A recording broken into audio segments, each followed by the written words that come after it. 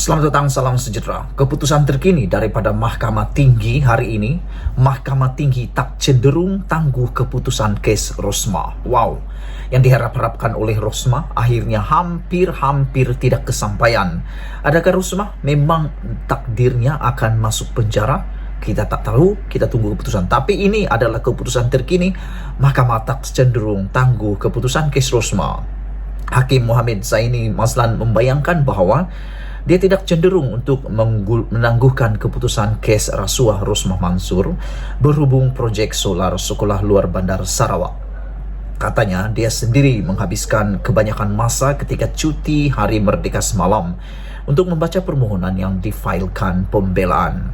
Sambil mengambil maklum yang peguam telah memfailkan perakuan segera agar permohonan pengguguran hakim didengar secepat mungkin, justru dia menetapkan yang permohonan itu harus didengar hari ini juga.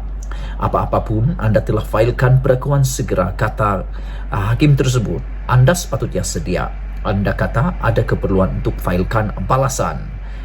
Beliau berkata, saya sudah baca keseluruhan permohonan pengguguran hakim dan dokumen berkaitan. Katanya, sebelum menolak permohonan peguam utama Rosmah Jajit Singh yang meminta ia didengar pada tarikh lain.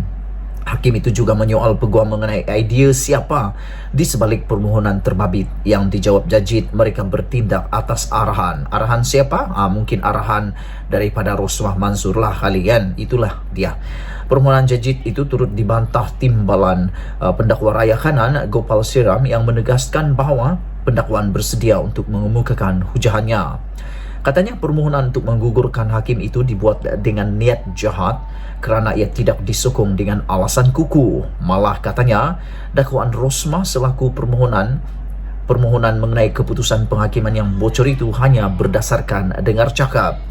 Ia bukan penghakiman bertulis, hanya hasil penyelidikan dan pendapat.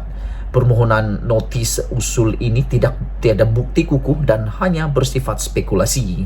Ia dibuat dengan niat jahat semata-mata untuk menghalang hakim daripada memutuskan kes ini, kata Gopal Siram. Itulah dia keputusan terkini daripada Mahkamah Tinggi yang mungkin membuatkan jantung Rosmah makin berdebar kencang, yang mungkin makin takut tak lalu makan.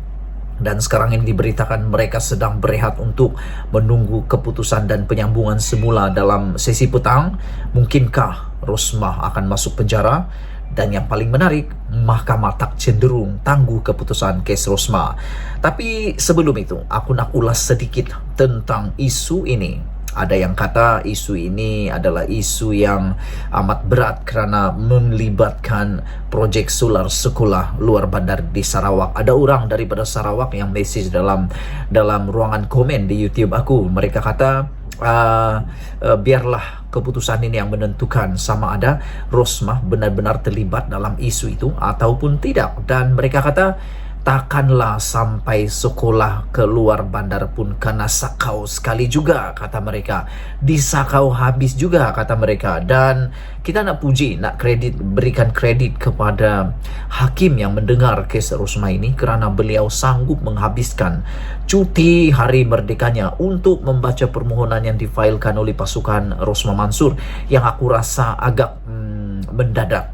Dalam masa 48 jam mereka mengemukakan pemfailan dua perkara. Pertama, supaya hakim menarik diri. Yang kedua, supaya kes pengumuman ataupun pengumuman keputusan kepada pembicaraan Rosmah ini ditangguhkan ke hari yang lain pula. Tapi apa yang berlaku, hakim ini kata, saya sudah bersedia. Dan beliau juga berkata bahawa sambil mengambil maklum yang peguam telah memfailkan perakuan segera agar permohonan pengguguran hakim didengar secepat mungkin, justru dia menetapkan permohonan itu didengar hari ini. Apapun Anda telah failkan permohonan perakuan segera, Anda sepatutnya sedia. Anda kata ada keperluan untuk failkan balasan, katanya. Selain daripada itu, hakim ini juga telah membaca keseluruhan permohonan pengguguran hakim dan dokumen berkaitan.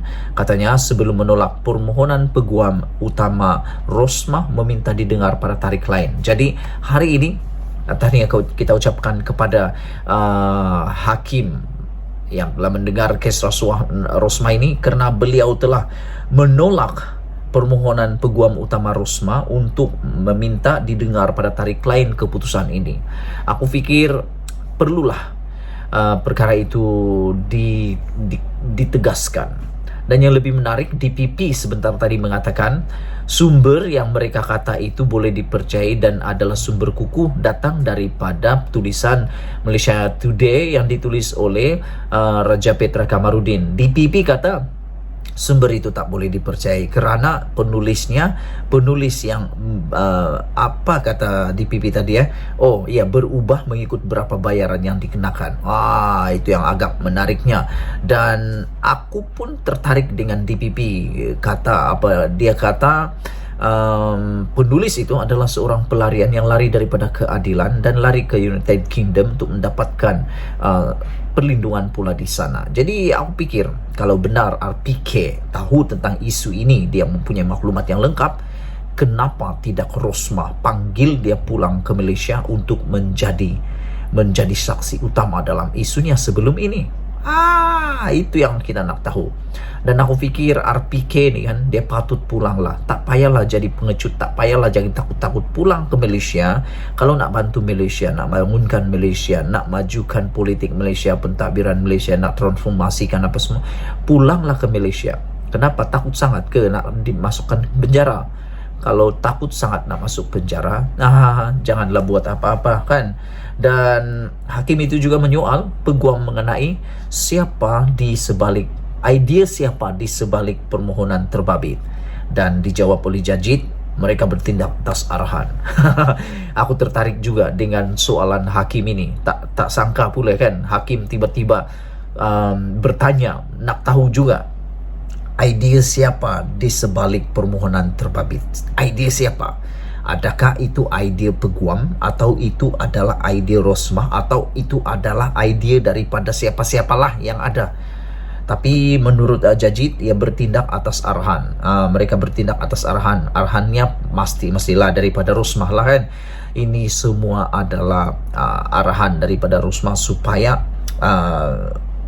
perkara ini dapat diteruskan. Walau bagaimanapun permohonan Jajit itu turut dibantah timbalan pendakwa Raya Khanan Gopal Sriram yang menegaskan bahawa pendakwaan bersedia untuk mengemukakan hujahannya.